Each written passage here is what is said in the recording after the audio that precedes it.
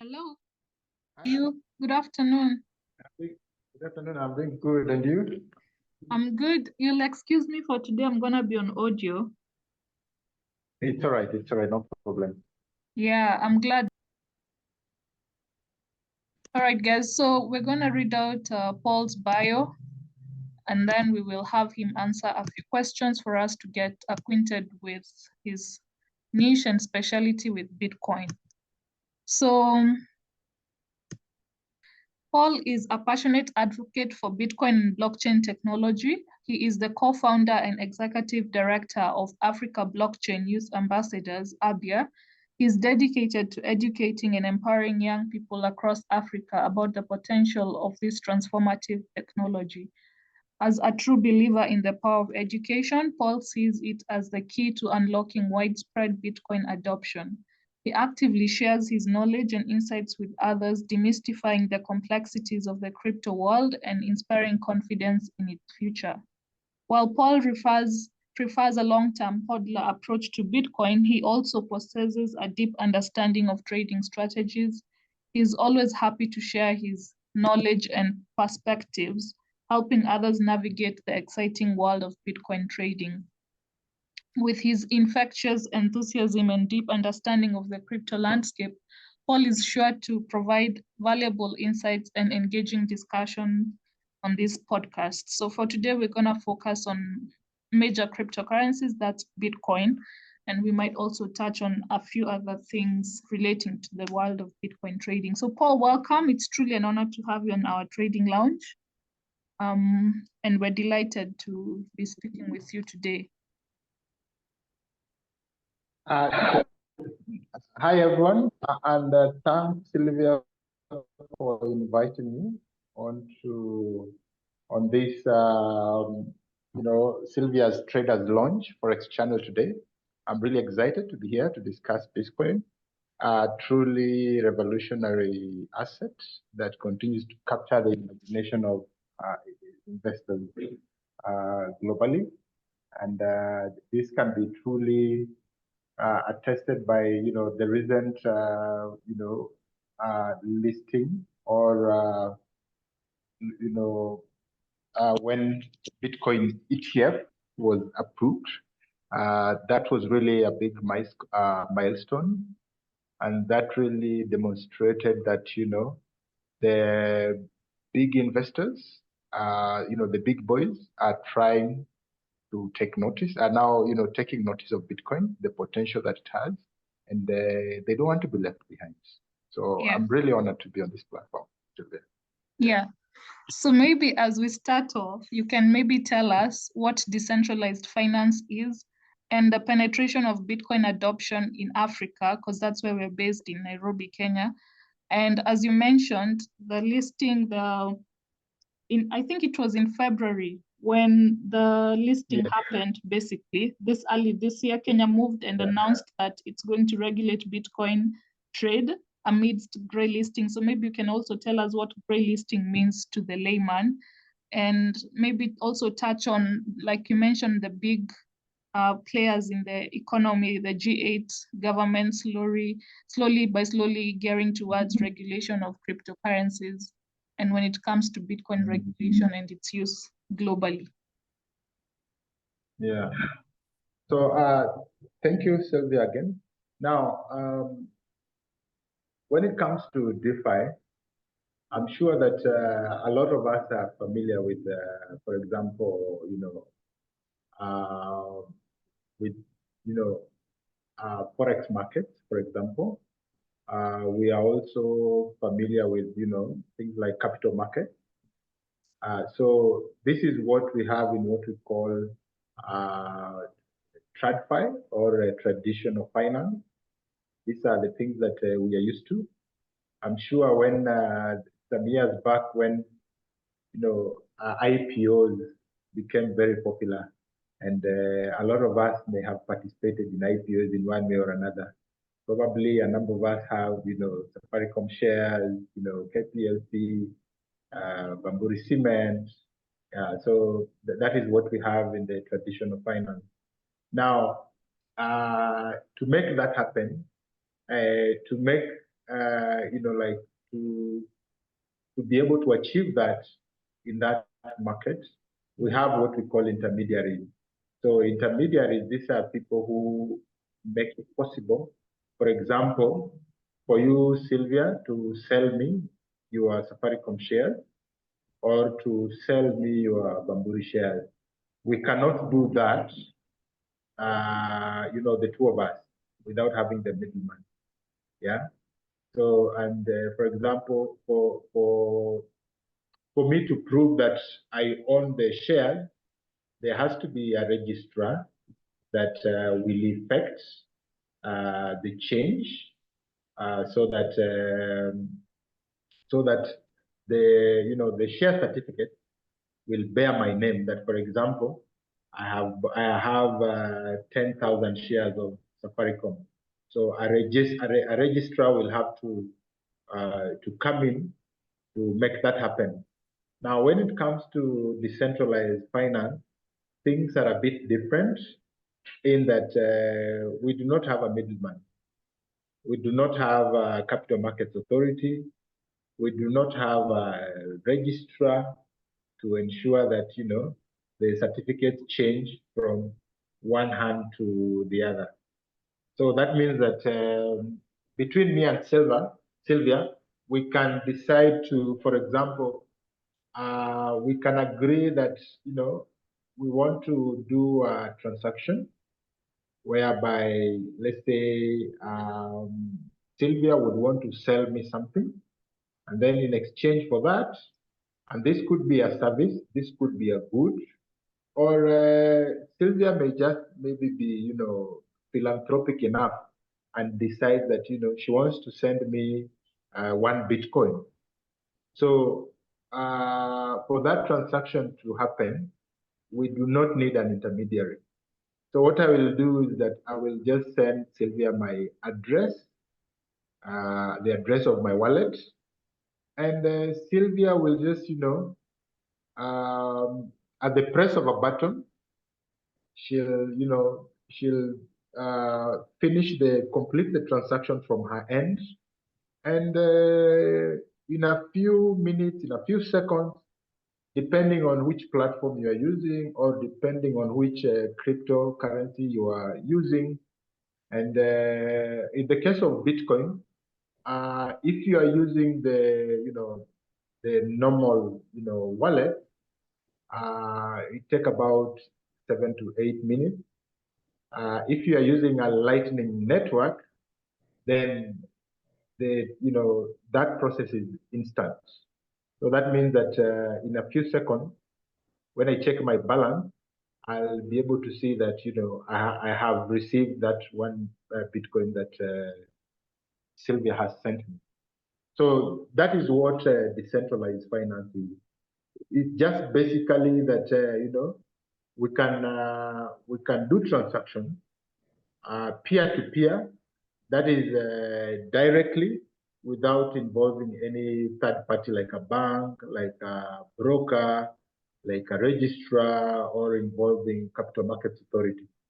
And we can do it without, without anybody else, coming into the picture. So that basically that's what decentralized finance is. And then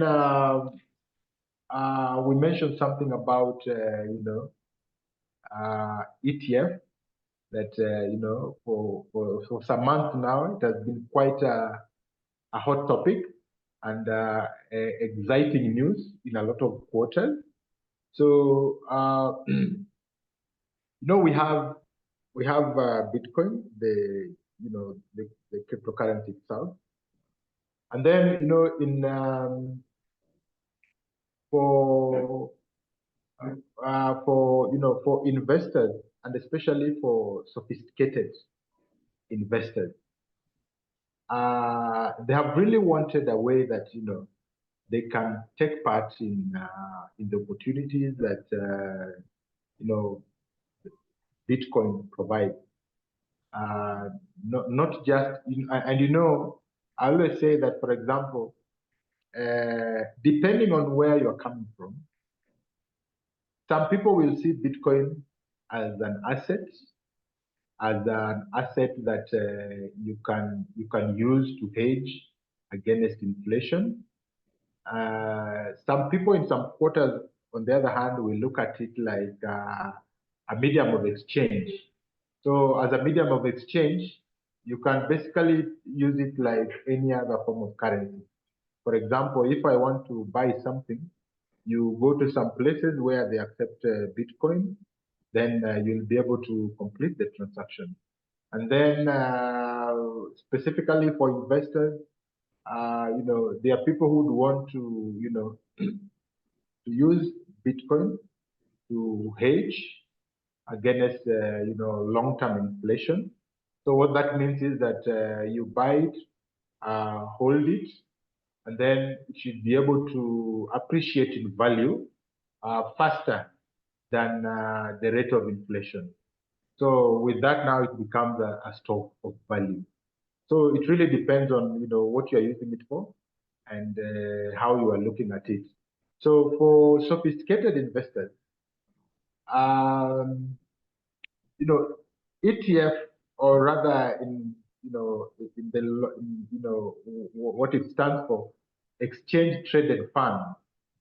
So these are sort of some sophisticated type of investment whereby you package something that now it starts trading in the secondary market, and and of course it is affected by the underlying assets. But then the advantage of this sort of investment is that it is very liquid, and it is very efficient in terms of the speed at which you can convert it and you can exchange it into something else.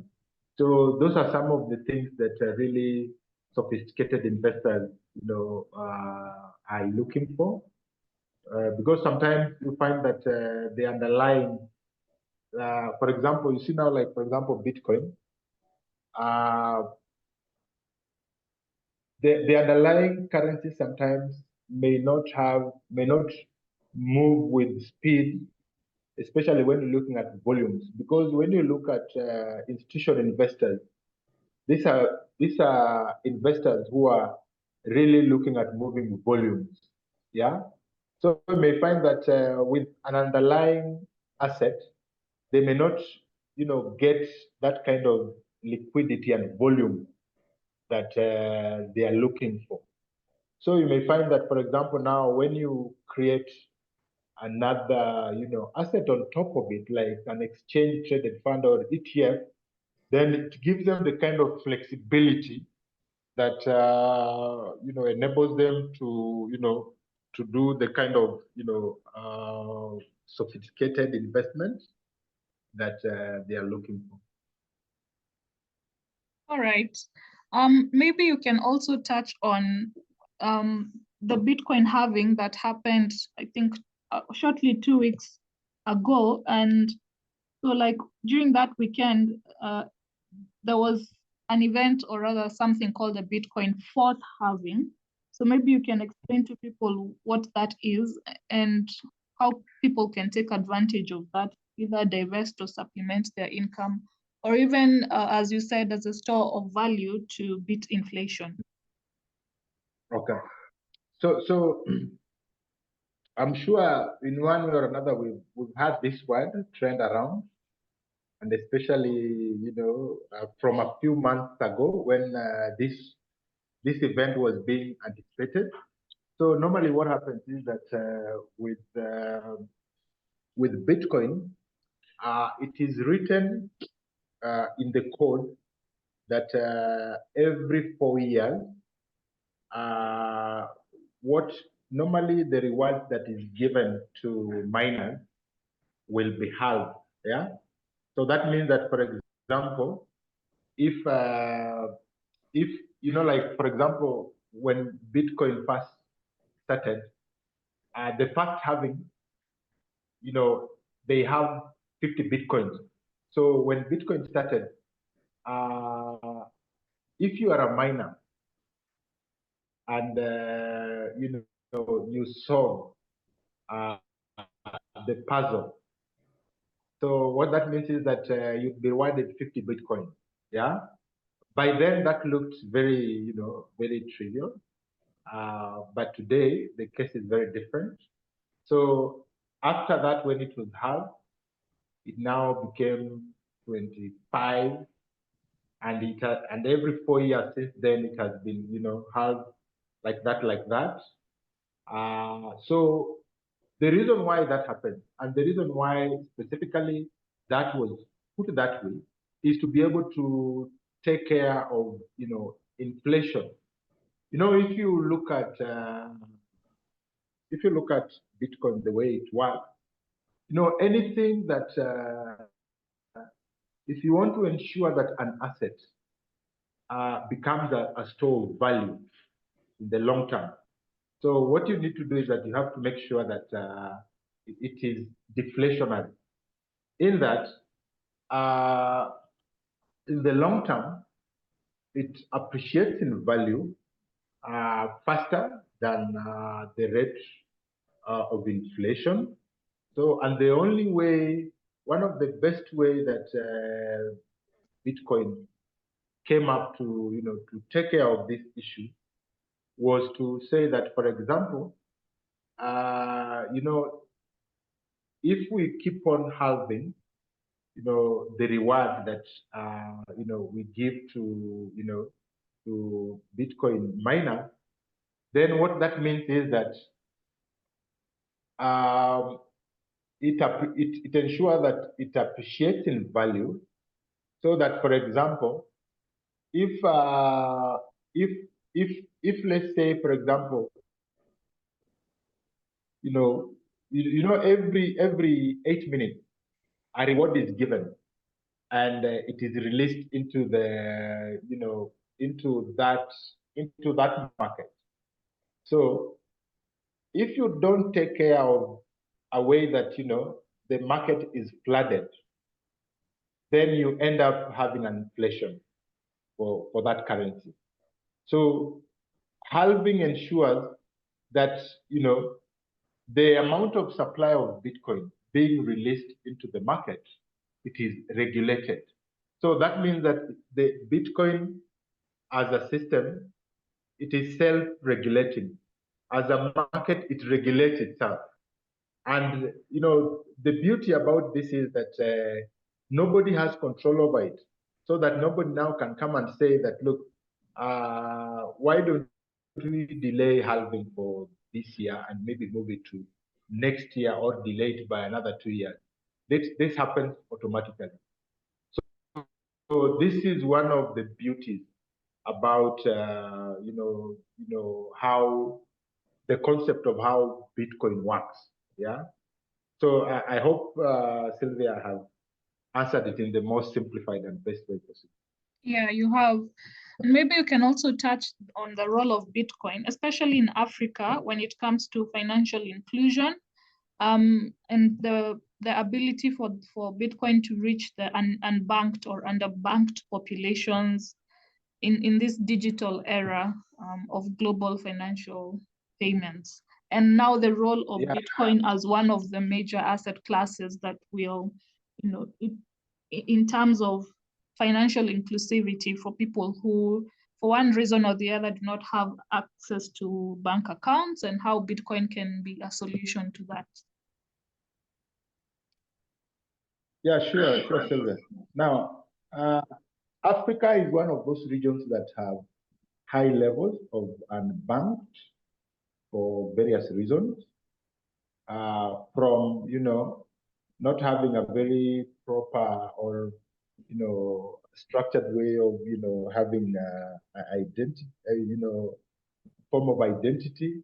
For example, for groups of people like refugees, because as a refugee, when you go to for a place where you are a foreigner, where your ID is not recognized, then that in itself even become a challenge in terms of accessing financial services. And then, of course, we also have cases where, for example, marginalized uh, groups of people in in our society. For example, like the women, they may not really have the same level of access to financial services as as compared to men, and this can really hamper their sort of opportunity that they have access to. For example, opportunities to build and grow businesses. We also have, Africa is also a home to a very youthful population. So you may find that this youthful population may have, a lot of obstacles in terms of, for example, when they want to start business, they may not have equal access to accessing, for example, financial products or access to credit to be able to, start, a business. So what happened is that Bitcoin is one of those, I would say, revolutionary concepts that can really help in terms of bridging the gap in, financial inclusion. And I can give a very simple example. For example, like if you look at the market for remittance in, for example, Africa, if you look at the costs that are involved are very, very high compared to compared to other places. So what that means is that a lot of money goes to the middlemen, who are this bank and other financial service providers.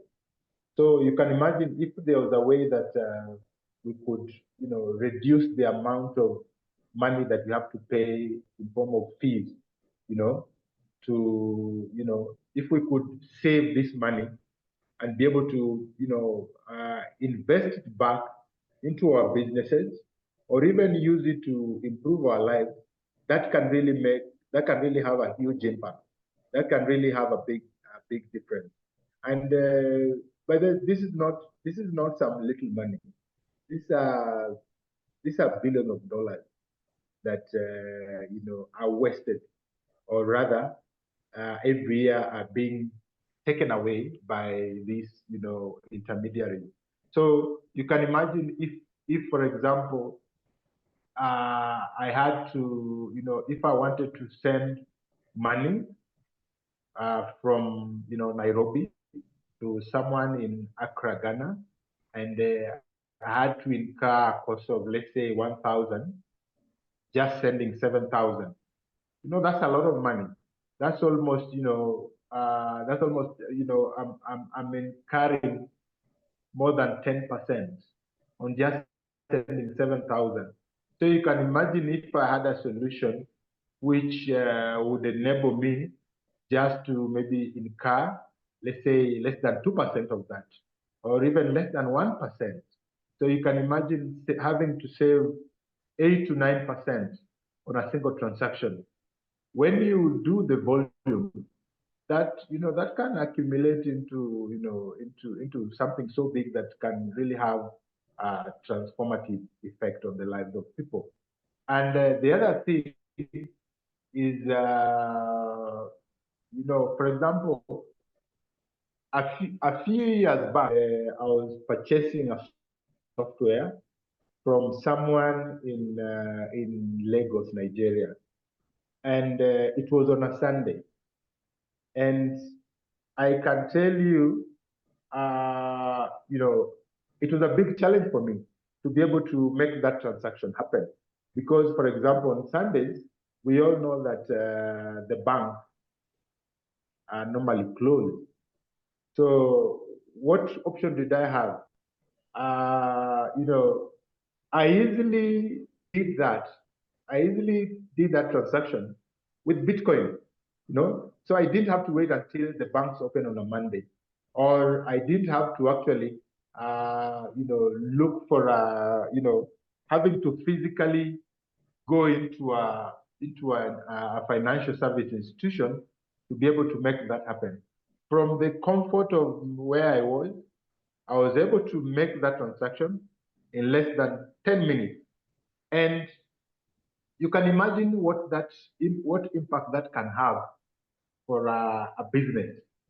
Because, for example, like nowadays we have M-Pesa.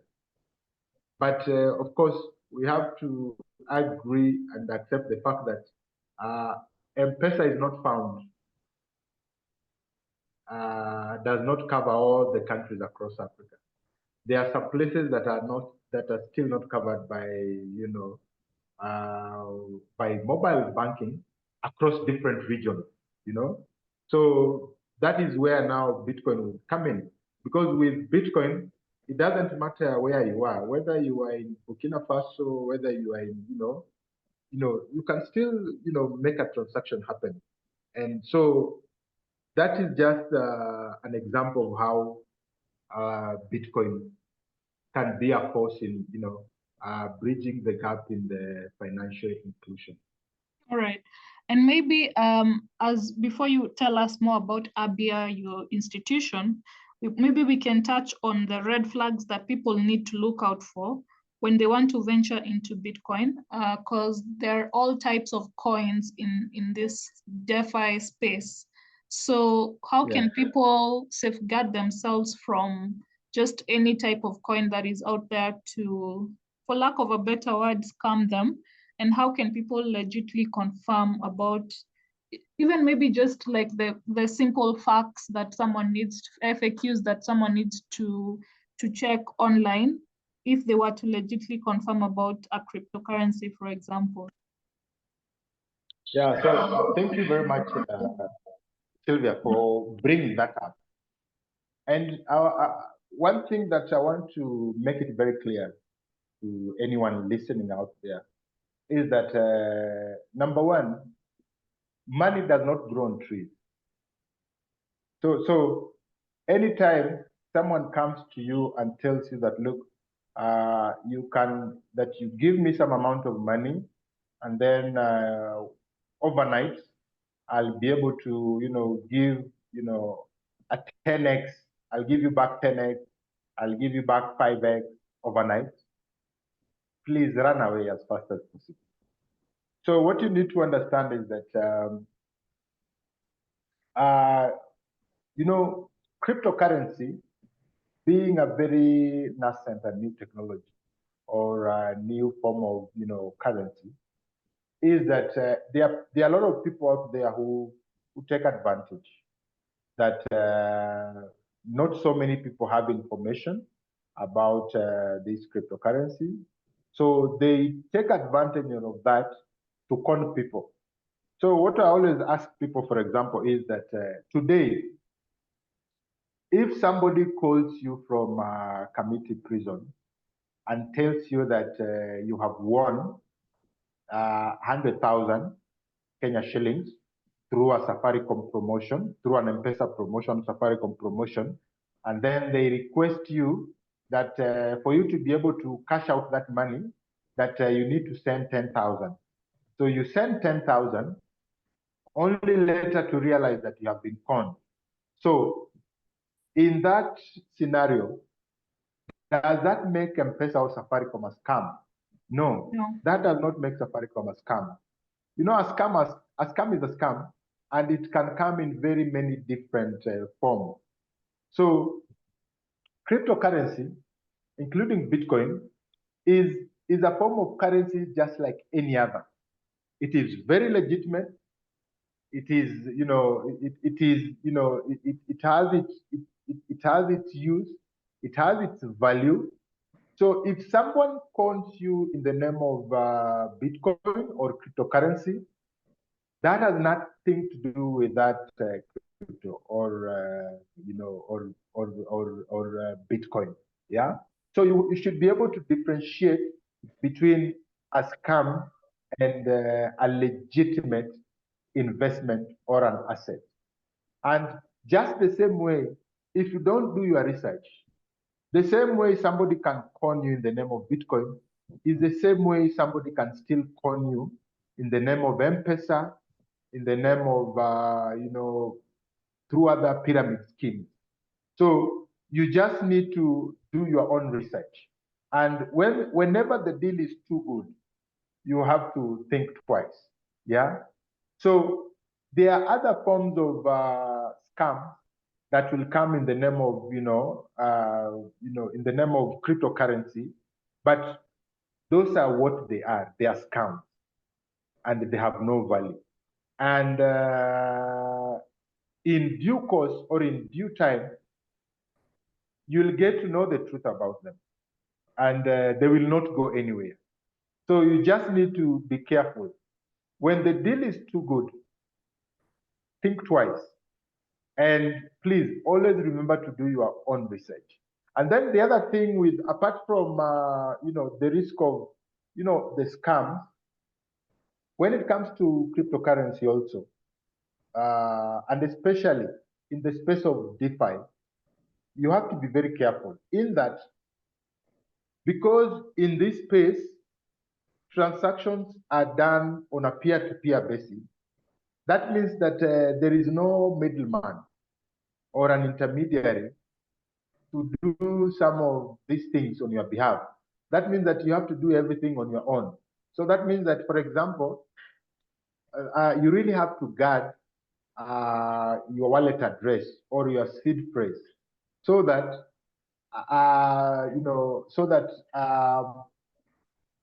somebody does not con you of your coins, so that somebody does not con you of your hard-earned cash.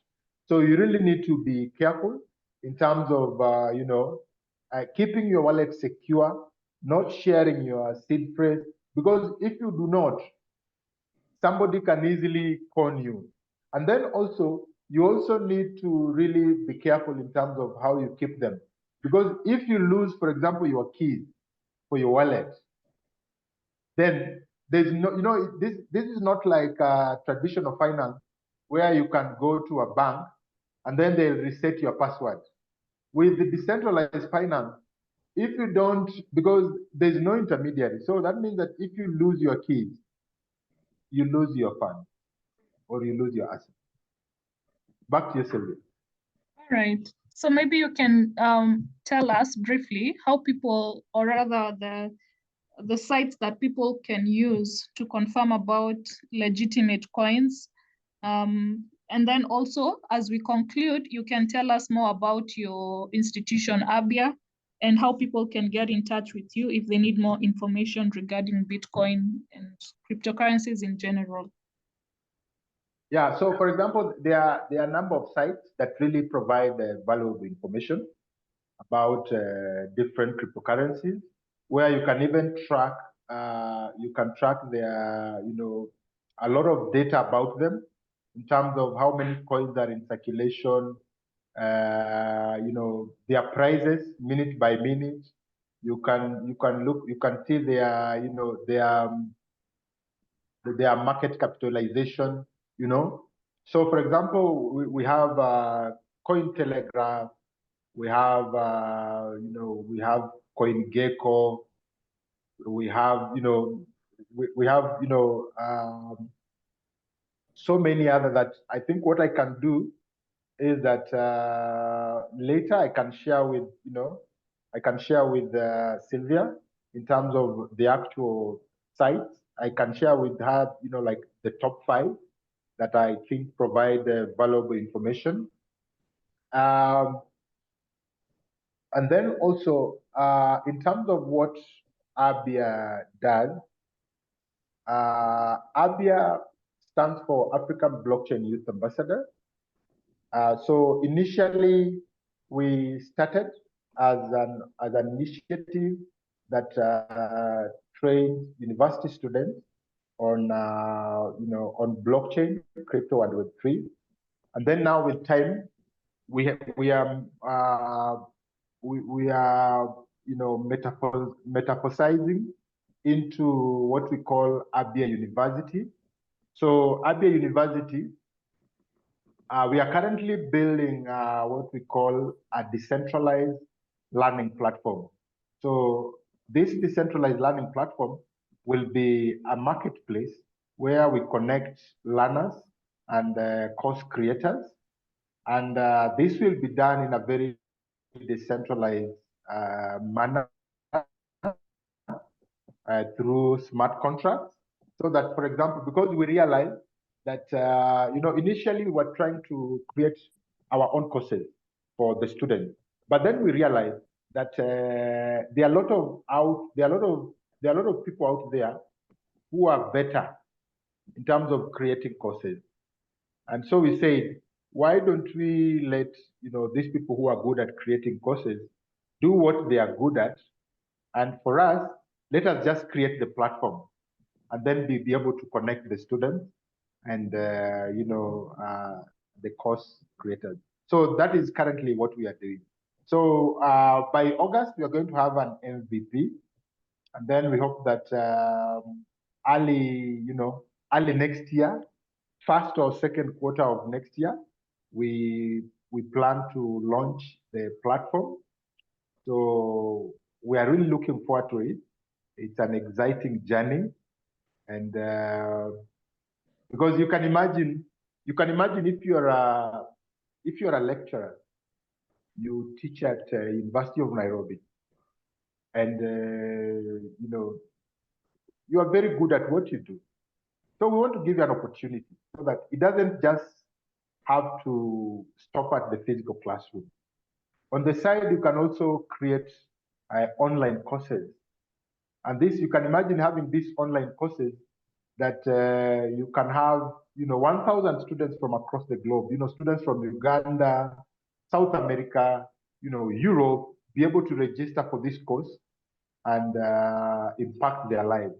So those are the kind of opportunities that, we are trying to create with this platform. All right.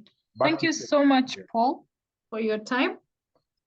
If there's anything maybe we've left out, maybe you can just type to me and then I will include it on the show notes. I'll also mention maybe you can give us the mention to your ABYA site and how people can get in touch with you.